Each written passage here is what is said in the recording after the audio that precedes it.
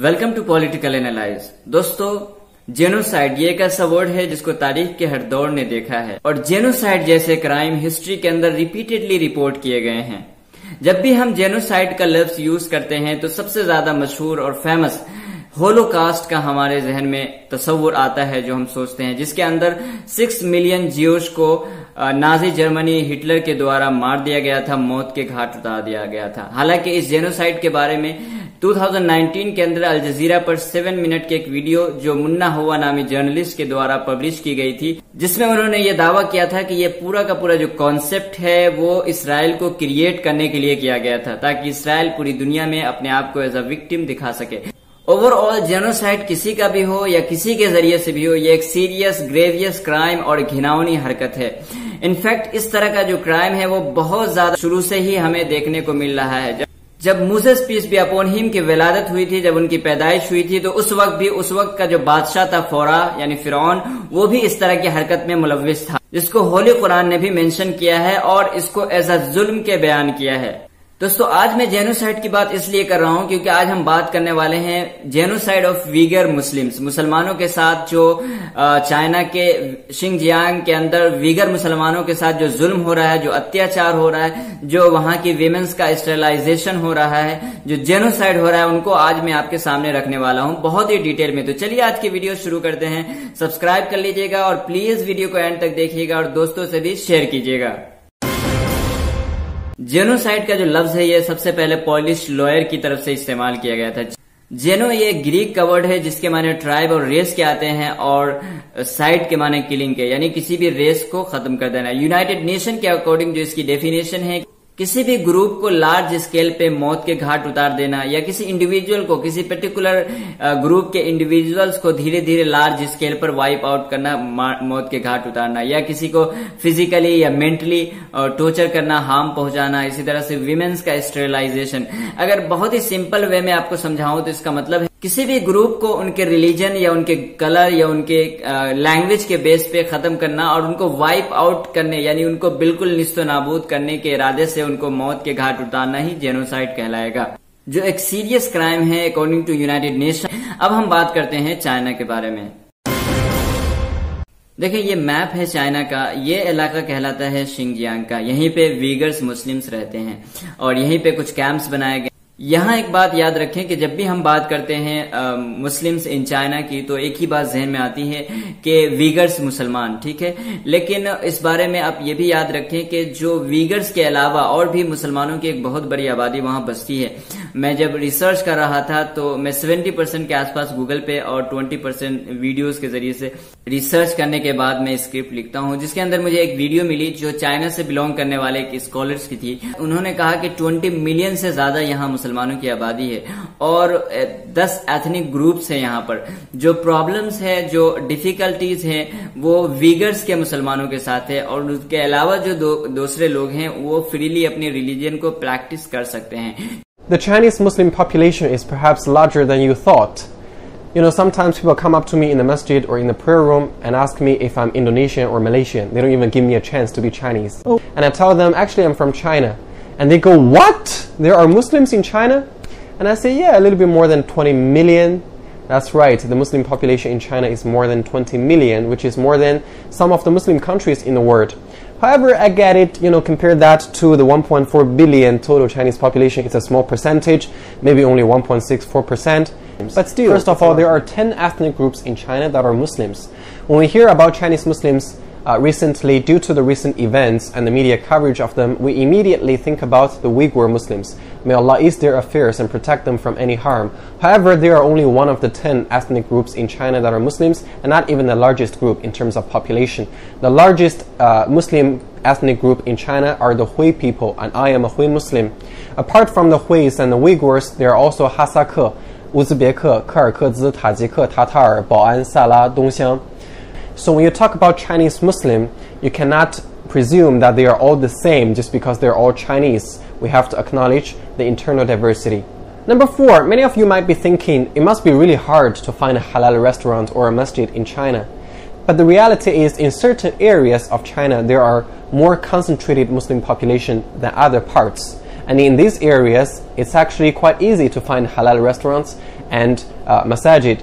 In northwestern China, for example, I've made a documentary about my hometown Lanzhou. You can see it on my YouTube channel, and you will see that there are more than 100 masajid in the city, and halal restaurant is easily accessible. वीगर्स ये Turkic speaking minorities है जिनकी आबादी, जिनकी जो population है वो 13 million के आसपास है, जिसमें 11 मिलियन चाइना के उस इलाके यानी शिंजियांग के अंदर रहते हैं और बाकी के जो लोग हैं वो दुनिया के मुख्तलिफ कंट्रीज के अंदर रहते हैं, जिनकी लिस्ट या जिनकी फहरिस्त आप यहाँ पे देख सकते हैं कि वो कहाँ कहाँ पे रहते हैं।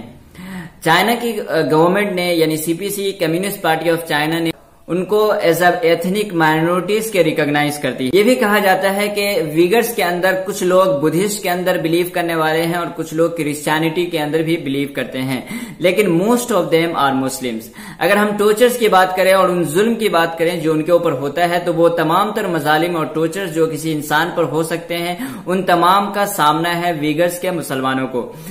जो भी प्रॉब्लम्स हो सकती है वो तमाम तर इंटर्नमेंट कैंप्स बनाए गए हैं चाइना की तरफ से, उनकी सीपीसी यानी कम्युनिस्ट पार्टी ऑफ चाइना की तरफ से, और उसके अंदर 1 मिलियन से ज्यादा लोगों को डिटेन करके रखा हुआ है। इंटर्नमेंट कैंप्स का मतलब होता है कि जहां पर बगैर किसी चार्ज के किसी को डिटेन किया जाए। तो यहाँ पर मेल और फीमेल दोनों को 1 मिलियन से ज्यादा लोगों को डिटेन करके रखा हुआ है, जहां पे उनको तरह तरह से परेशान किया जाता है, उन पर जुल्म ढाया जाता है, उनको मेंटली और फिजिकली दोनों तरह से उनको हार्म पहुंचाया जाता है।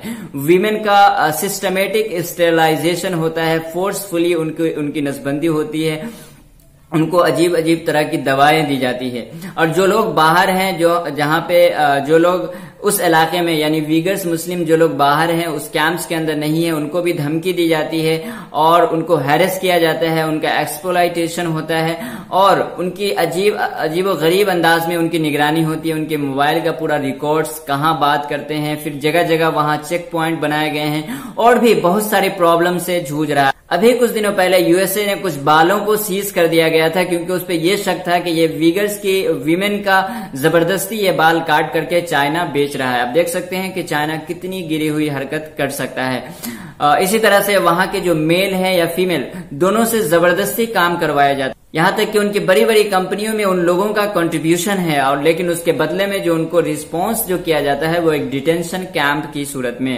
हमने कहा कि चाइना ने इंटर्नमेंट कैंप्स बनाए हुए हैं। इंटर्नमेंट कैंप्स मतलब डिटेंशन सेंटर, जिसके अंदर लोगों को डिटेन करके रखा जाता है।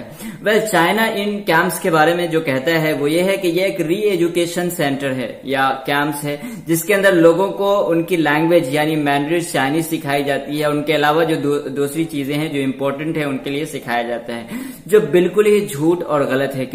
क्योंकि बहुत सारे लोग जो वहां से रिलीज हुए और अब वो दूसरी जगह जाकर के रह चुके हैं, ठहर चुके हैं, उनका ये कहना है कि वहां इतनी ज्यादा परेशानी होती थी और इतना ज्यादा टॉर्चर किया जाता था कि हम लोग उनसे रिक्वेस्ट करते हैं कि प्लीज हमको मार दीजिए लेकिन ऐसा मत कीजिए।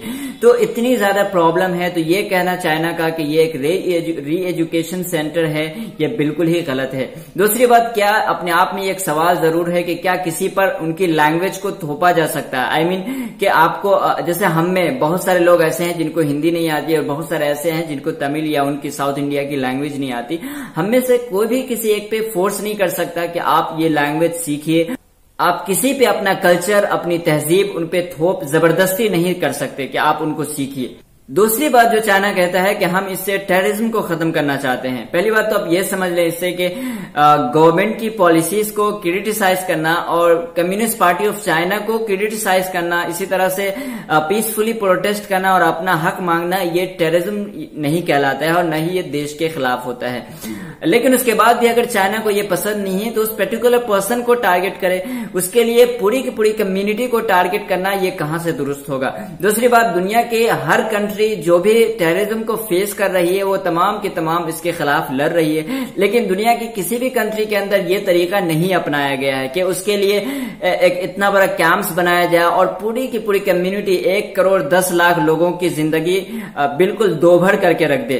तो इससे पूरा जो मकसद है चाइना का कि वीगर मुसलमानों को टारगेट करना, उनको परेशान करना और टॉर्चर करना और उनकी जो नस्ल है उनको खत्म करना, वीमेन का स्टेरिलाइजेशन करके। अब हम बात करते हैं कि आखिर ये जो मैटर है अभी इतना लाइट में क्यों है। यहाँ पे एक सवाल है कि ये आखिर ये मैटर अभी इतना चर्चे में क्यों है। वेल, एक बात मैं आपको बताता चलूं कि ये एक ऐसा मैटर है जिसको हमेशा ही चर्चे में होना चाहिए जब तक कि इस तरह का जुर्म खत्म नहीं हो जाता है। लेकिन अनफॉर्चुनेटली जिस वर्ल्ड में हम रहते हैं वो न तो इतना ज्यादा सीरियस है किसी भी क्राइम को खत्म करने के लिए और न बहुत ज्यादा सिंसियर है किसी भी मैटर को लेकर के या किसी भी ग्रुप या कम्युनिटी को लेकर के। अभी जो मसाइल को उठाए गए हैं, क्योंकि यूनाइटेड स्टेट ऑफ अमेरिका का और चाइना दोनों के अंदर जो टेंशन है वो बहुत बढ़ चुका है, और ऐसे में यूनाइटेड स्टेट की जो पार्लियामेंट है, सेनेट के अंदर वहां के सेनेटर्स ने एक रेजोल्यूशन पास किया है, जिसके बाद वहां के यानी चाइना के इंडिविजुअल्स पे सैंक्शन लगा दिया है, उनपे पाबंदी लगा दी गई है, जिसके बाद ये मैटर उठा है और इस पे बातें होने लगी है और चर्चा होने लगा है। अब बात करते हैं कि दुनिया को क्या करना चाहिए इस मैटर को लेकर के। इसमें कोई डाउट नहीं है कि अमेरिका का जो स्टेप है वो किसी के हमदर्दी की वजह से नहीं, बल्कि जो टेंशन है चाइना के साथ उस टेंशन की वजह से ये स्टेप लिए जा रहे हैं। लेकिन इसका ये मतलब नहीं है कि किसी को उनका सपोर्ट नहीं करना चाहिए। ऑफ कोर्स इस मैटर को या इस मूव को अप्रिशिएट किया जाना चाहिए बाय द मुस्लिम वर्ल्ड, और इसमें अमेरिका को बैक किया जाना चाहिए, अमेरिका को सपोर्ट करना चाहिए, क्योंकि मकसद जो भी हो लेकिन एज अ रिजल्ट फायदा होगा वीगर्स के, मुसलमानों का। इसी तरह से दुनिया की दूसरी कंट्रीज जो हैं उनको भी इसमें सपोर्ट करना चाहिए, और जहां तक चाइना को इसके हवाले से उन पे दबाव बनाया जा सकता हो, उनको प्रेशराइज किया जा सकता हो, किया जाए, ताकि इस तरह की जो एक्टिविटीज है उनको रोका जा सके सैंक्शन के जरिए से, या और भी जो भी स्टेप्स लिए जा सकते हो उनको लेकर के इस तरह के कदम को रोका जाना चाहिए। तो मुझे उम्मीद है कि ये वीडियो आपको अच्छी लगी होगी। तो आज के लिए बस इतना ही। Thanks for watching. अपना ख्याल रखिएगा। God bless you all.